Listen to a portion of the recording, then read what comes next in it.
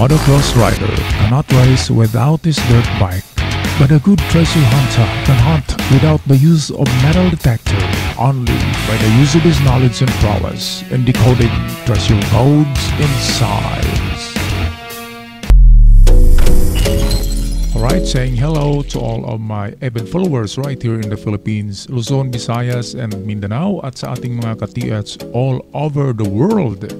Yan sa the Middle East, Canada, Australia, New Zealand, the Switzerland, also in Hawaii, yan sa Indonesia, Malaysia, Taiwan, Korea, and yan sa Hong Kong. How are you guys? Bago tayo magpatuloy, ako'y mag-shout out muna.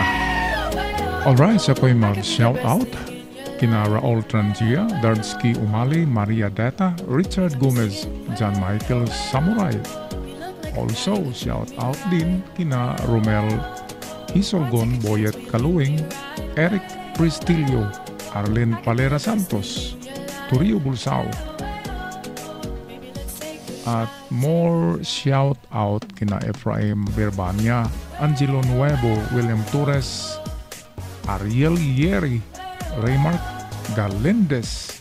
Shout out din kay Moyat Senvi, Taala Ilita Aron, Kinga Aron, Ibano Romel, Maribel Kirog, Aiki Vlogs, Maria Lynn Bariket, kay Emerald Batang, Uyang Guring Tony, and lastly kay Olong Ginto TV.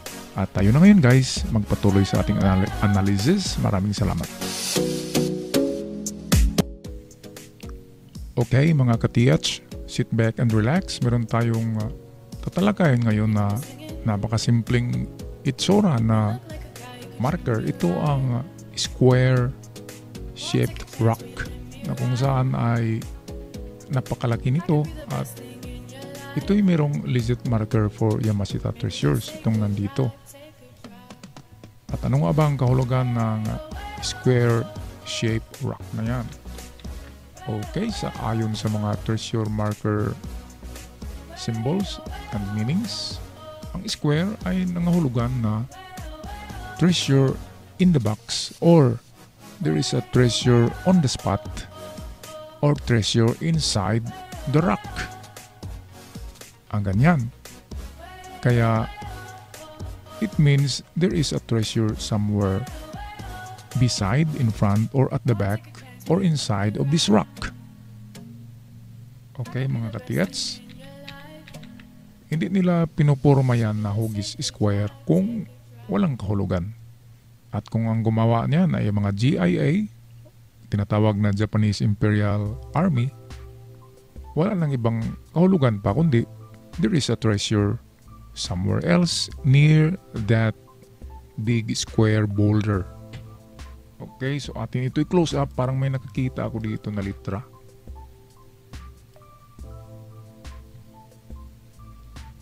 I-check nyo ito mga ka-TH kung ito ay letter M. Ito parang letter M siya na kaganyan. Ang letter M, that means okay, M go down in 5 meters.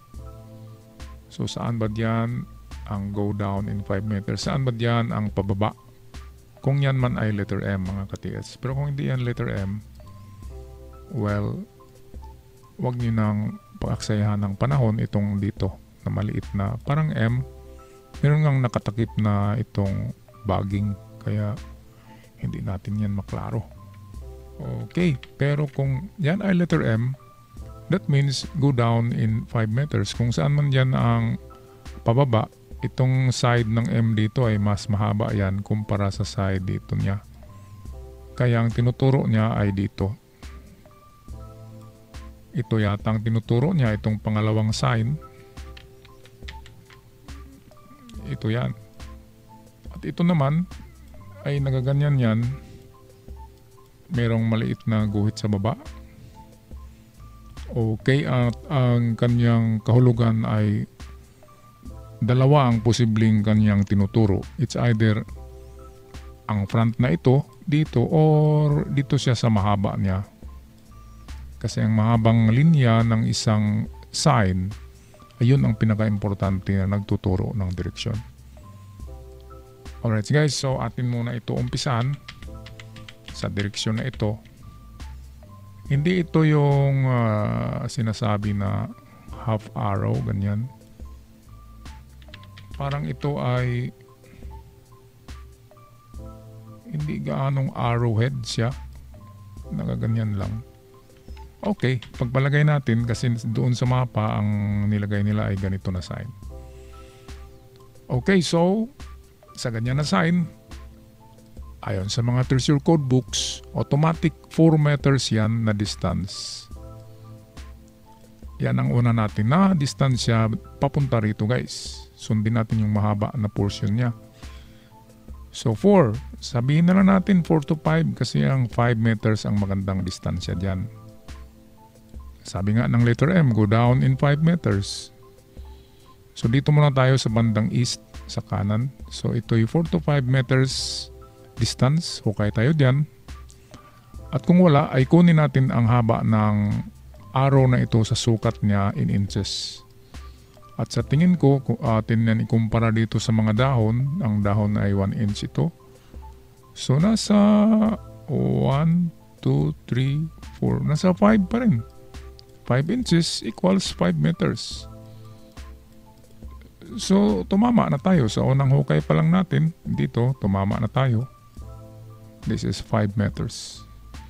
Okay, so hindi na tayo maghukay sa unahan kasi kuhang-kuha na dito sa 4 to 5 meters. Ngayon kung wala dyan guys, minsan ang nagtuturo pag ganyang klaseng arrow ay ang kanyang maiksi na arrowhead na kalahati lang ito. Yan ang nagtuturo ng direksyon. Ngayon meron isang guhit. This can be 1 meter lamang. Kaya 1 meter galing dyan. Dito, banda rito. Okay tayo dito. Test dig ng 2 meters. So 1 meter lang ang pinakauna. Napakalapit. Okay, karamihan ng distances ng treasure sa bato ay 3 meters. Pero bigyan lang natin ng importansya yung maliit na guhit na yan. It can be 1 meter. Okay, at sundin din natin ang meaning ng 4 to 5 meters. So, pangalawang hukay natin ay 4 to 5 meters. Okay, ito na yun guys. So, this is 4 to 5 meters. Dito sa itong pinakauna natin ay wala tayong 1 meter dyan. Dito lang tayo kumuha ng 1 meter kasi nandito yung maiksi na line. Kung yan man ay kasama sa design. Pero pag bigyan din natin yan ng pansin, baka naman yan ay kasama sa kanyang design. Okay, so ang malaki na possibility dito guys ay para sa akin na itong sa mahaba na linya. Dito ako malaki ang tsansa. This is 70%. Itong dito bigay ko ay 30% lamang. Itong nasa front. Okay, kasi ang hapon ay alam nila na sa harapan natin huhukayin kapag may sign. Kaya nilagay nila sa mga gilid. Sa mga hindi natin inaasahan na direksyon. Okay, ngayon ay ating tingnan ang mapa. Ito yan ang sketch map.